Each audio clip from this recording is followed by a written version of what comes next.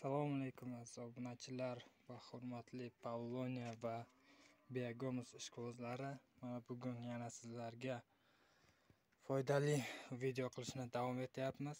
Ya'niki ko'rib turganingizdek Biagomusimiz tayyor bo'lgan. Уже Biagomus holatiga kelib bo'lgan. Bularni уже chivalchangdan ajratib olish jarayoniga kelganmiz. Ya'ni ko'rib turganingizdek mana bu setkalarga sveji yangi go'ng tashlab, eski joydan, ya'niki chivalchanglarni yangi setkaga, ya'ni yangi ozuqaga o'tkazib va boshqa joyga o'tkazish jarayonini ko'rib turibsiz.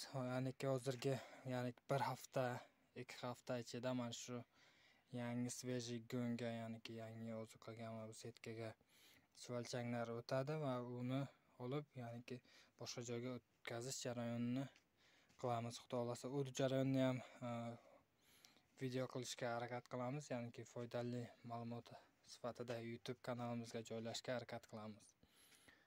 Va mana bu joyga esa yangi joy tayyorlayapmiz.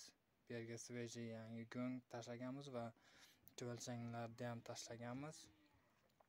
Bu joy esa juda ham tayyor bo'lgan уже. Buni xaridorlar bo'lsa, ya'niki chivalchangning o'ziga va Biagomusning o'ziga xaridorlar bo'lsa, bemalol murojaat qilishingiz mumkin. Nomerimizda qoldiramiz. Va yana bir savollar bo'lsa, kommentariyaga izoh qoldirishingiz mumkin. Va mana bu joyda yana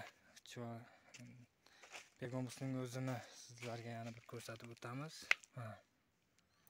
Xuddi choy singari bo'ladi bu esa.